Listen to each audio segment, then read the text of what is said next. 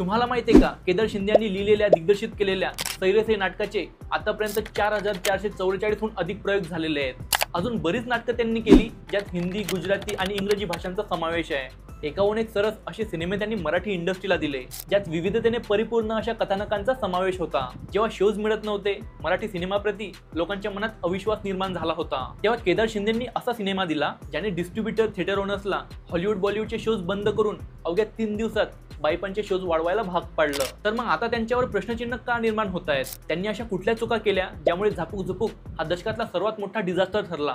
तर यावरती मी 7 पॉइंट्स तयार केले, तर चला बघूया। खरी गोष्ट ही आहे की झापूक झुपूक हा सिनेमॅटिक एक्सपिरियन्स म्हणून बनवला गेलाच नव्हता, तर तो सूरज चव्हाणच्या बिग बॉस फेमचा वापर स्वतःला मॉनिटाईज करण्यासाठी करण्यात आला होता, ज्याला केदार शिंदेबरोबरच जिओ स्टुडिओ पण तेवढंच जबाबदार आहे। गोदावरी, मी वसंतराव, उन्हाळ, झिम्मा 2, बायपन असे एकाहून एक सिनेमे या स्टुडिओने दिले। ते योग्य कथानकाची निवड करण्यासाठी ओळखले जातात। तर पूर्ण महाराष्ट्राला याचे दुष्परिणाम काय होतील हे तंतोतंत माहिती असताना त्यांनी याला बॅक करण्याचा निर्णय घेतलाच कसा, हा सर्वात मोठा प्रश्न आहे। अनाउन्समेंट पासूनच यामागे प्रामाणिक दृष्टिकोन दिसत नव्हता। सिनेमाच्या वेशात एक व्हायरल स्ट्रॅटेजी होती हे प्रेक्षकांना चांगल्या प्रकारे माहिती होतं, त्यामुळे एवढी मार्केटिंग PR होऊन सुद्धा त्यांनी तो स्पष्टपणे नाकारला।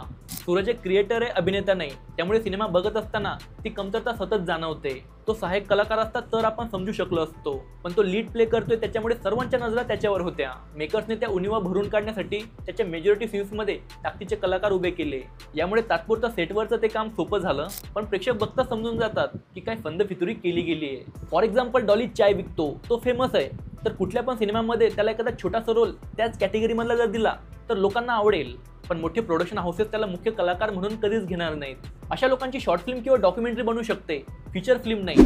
तर ही गोष्ट मेकर्सला सिनेमा आपटल्यावर समजली।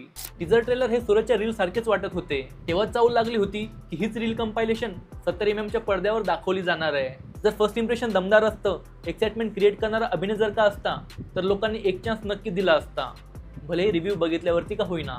बायपन सारखा ब्लॉकबस्टर दिल्यानंतर केदार शिंदेकडे सर्वांच्या नजरा होत्या, एक आशेचा किरण म्हणून त्यांच्याकडे बघितलं जात होतं, त्यामुळे अशा प्रकारची अनाउन्समेंट कुणालाच अपेक्षित नव्हती। दादा कोंडके यांच्यासोबत सूरजला कम्पेअर केलं गेलं, एवढ्या खालच्या पातळीचा PR होता यांचा। ही फक्त चर्चेसाठी चाललेली थिल्लरबाजी होती, दादासारख्या दिग्गज कलावंतांचा अपमान होता। सर्व मीडियावाल्यांनी डोळे झाकून ही स्टोरी कव्हर केली, तर त्यांना मी फक्त एवढंच म्हणेल, जनाची नाही तर मनाची तरी ठेवा यार। अंडरडॉगला सहानुभूती मिळते असा मेकर्सचा प्लॅन होता, पण जेव्हा समोरच्या व्यक्तीचा वैचारिक दृष्टिकोनच बनावट वाटतो तेव्हा पब्लिक सुद्धा डिस्कनेक्ट होऊन जाते। कोण काय करते हे प्रेक्षकांना लगेच समजतं। इव्हन आमच्या क्रिटिसिझमला सुद्धा योग्य प्रकारे क्रिटिसाइज केलं जातं, त्यामुळे त्यांना बनवण्याची गल्लत ही तुम्ही करूच नका। तो गरिबीतून आलाय पण त्याला आपण सपोर्ट करायला पाहिजे, अशा प्रकारची रिव्हर्स मार्केटिंग स्ट्रॅटेजी त्यांनी यूज केली, पण लोकांनी ती गोष्ट लगेच पकडली। जो ॲक्च्युअलमध्ये रिस्पेक्ट डिझर्व करतो त्याला ती मागावी लागत नाही, तर आपोआप मिळते। त्यासाठी अशा बालिश PR स्ट्रॅटेजी करण्याची गरज पडत नाही। वीकेंडमध्येच त्यांना समजलं होतं की याचा दी एंड झालाय, तेव्हा ते रिलीजच्या 3 दिवसानंतर म्हणजे सोमवारी लाईव्ह आले आणि म्हटले पुढच्या दिवशी म्हणजे मंगळवारी 99 रुपये तिकीट असणार आहे। तेव्हा ते म्हटले की बिग बॉसच्या वेळेस सूरजला सपोर्ट करणारे कुठे गेले, गायब झाले। हा सिनेमा त्याच्या फॅनसाठी, गावातल्या लोकांसाठी बनवला आहे। सूरज हा गरिबीतून आलेला आहे, त्याच्यामुळे त्याची फॅन फॉलोइंग पण तशीच असणार, तर त्यांना परवडावं म्हणून हे 99 रुपये तिकीट असं स्टेटमेंट होतं त्यांचं। म्हणजे तुम्ही ग्रामीण भागातील लोकांना अक्कलशून्य समजता की काय? जर तुम्ही चांगला कॉन्टेंट डिलिव्हर कराल तर श्रीमंत असो वा गरीब, Tier 1 मधला असो किंवा Tier 3 मधला, सर्व लोक येतील। लाईव्ह मध्ये केदार शिंदेंनी आपल्या चुकांचं खापर हे दुसऱ्यांवर फोडायला सुरुवात केली। युट्यूबर्सला 8 ते 10 दिवस उन्हात शूटिंगच्या सेटवर उभं करणार, आम्ही कसं काम करतो हे त्यांनी बघावं, त्याच्यानंतरच त्यांना बोलण्याचा अधिकार आहे असं ते म्हणाले। बघा, तुमचा सिनेमा हा पब्लिक डोमेनचा एक भाग आहे, ते बघण्यासाठी आम्ही पैसे देतोय, त्याच्यामुळे आमचा पूर्ण हक्क बनतो की आम्ही त्याच्यावरती प्रतिक्रिया देऊ। आणि मी कोणी समीक्षक नाही तर एक प्रेक्षक आहे जो आपलं मत व्यक्त करतो। तर तुम्हाला आमचे ओपिनियन आवडत नसतील तर सिनेमा रिलीज करूच नका। सिनेमाबद्दल कितीतरी लोक बोलतात, त्या सर्वांना जर का तुम्ही सेटवरती बोलवलं तर जत्रा 2 ची शूटिंग होऊन जाईल, ते पण फ्रीमध्ये। मस्त आयडिया आहे, विचार करून घ्या।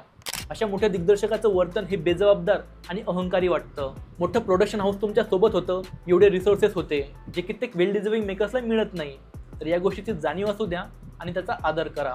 त्यावेळेस इंस्टाग्रामवर रिकाम्या थिएटरचा एक व्हिडिओ व्हायरल गेला होता, त्यांनी ही सत्यता नाकारली, म्हणाले की थिएटरमध्ये लोक येण्याआधीचा हा व्हिडिओ आहे, सूरजला मुद्दामून पाडण्याचा लोकांचा हा प्लॅन आहे। निरागस माणूस। यावर तुम्हाला एक उदाहरण देतो।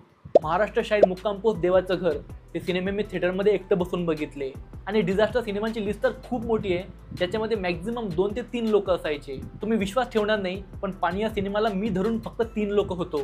तर अशा वेल डिझर्विंग सिनेमांना पब्लिक येत नाही, तर हे तर खूप साहजिक आहे. कॉर्पोरेट बुकिंग करायची, महिला मंडळांना फ्रीचा पास द्यायचा आणि मग थिएटरमध्ये सरप्राईज व्हिजिट करायची आणि त्याला रेकॉर्ड करून इंस्टाग्रामवर अपलोड करायचं आणि तिथे लिहायचं की आमचा सिनेमा हाऊसफुल चाललाय. वाह, काय स्ट्रॅटेजी आहे. तर या गोष्टी खूप कॉमन झाल्या आहेत. मी स्वतः डोळ्याने बघितले म्हणून ठामपणे सांगतोय. तर ही आपली वास्तविकता आहे. त्याच्यामुळे केदार शिंदे यांचं मत हे इनलॉजिकल वाटतं. जेव्हा गोष्टी ॲज इट इज आहे तशा दाखवल्या जातात, आपलं मत स्पष्टपणे व्यक्त केलं जातं, तेव्हा हे लोक म्हणतात की हा व्ह्यूसाठी करतोय. मला इंडस्ट्रीमधला एक मेकर सांगा जो स्वतःहून पुढे येऊन म्हटलं असेल की हां, माझा सिनेमा निराशाजनक होता आणि मी इम्प्रूव्हमेंट करण्याचा प्रयत्न करेल. एकही व्यक्ती सापडणार नाही. केदारजी खूप चांगले दिग्दर्शक आहेत हे त्यांनी वारंवार दाखवून दिलं आहे. पण या सिनेमाच्या माध्यमातून त्यांनी बाकीच्या मेकर्सला सावध केलंय की कुठल्या चुका नाही करायला पाहिजे. बाकी हा व्हिडिओ तुम्हाला कसा वाटला हे मला कमेंट करून नक्कीच सांगा. याचबरोबर मी 25 मराठी सिनेमे ज्यांचं बॉलिवूडमध्ये रिमेक करण्यात आलाय याच्यावरती एक व्हिडिओ बनवला आहे, जो तुम्ही इथे क्लिक करून बघू शकता. व्हिडिओ आवडला तर लाईक, शेअर आणि सबस्क्राईब करा आणि बघत राहा द मराठी शो. भेटूया आपण लवकरच. जय हिंद, वंदे मातरम.